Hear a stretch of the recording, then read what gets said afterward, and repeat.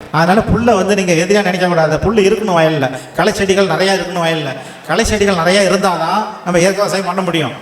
சனப்பு தக்க கொண்டு விதைக்காட்டாலும் சரிதான், அதில் புல் பூண்டு எது முளைச்சாலும் பரவாயில்ல, அதை அப்படியே மடக்கி விழணும்.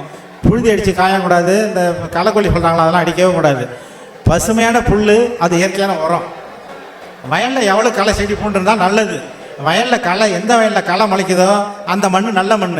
களையே இல்லாமல் அந்த வயலில் சும்மா தரிசாக இருக்குது, அந்த வயலில் ஒன்றுமே இல்லை, புல் பூண்டே இல்லைன்னா அந்த மண் எதுக்கும் லாய்க்கில்லாத மண். ஏன்னா அதில் ஒன்றுமே சத்து கிடையாது.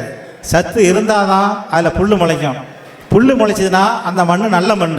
அதனால் புல்லை வந்து நீங்கள் எதிராக நினைக்கக்கூடாது. புல் இருக்கணும் வயலில், களை செடிகள் நிறையா இருக்கணும் வயலில்.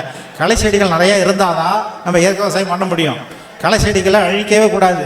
களை செடிகளை வளர விட்டு மடக்கி மண்ணிலே போட்டு உழுது அதை மக்க வைக்கணும். அது உரமாயிடும் நம்மளுக்கு. நம்ம போய் வேறு எந்த உரம் போட வேண்டாம்.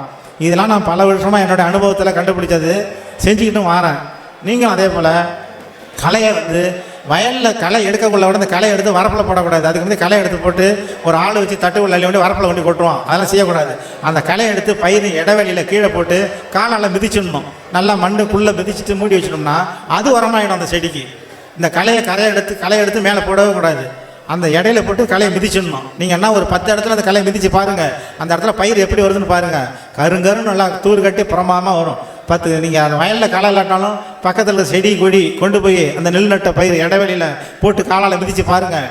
அந்த அந்த பயிர் எப்படி வருது, ஆக்ரோஷமாக பிரமாதமாக வரும். காலால் மிதிக்கிறதுல அவ்வளோ பவர் இருக்குது.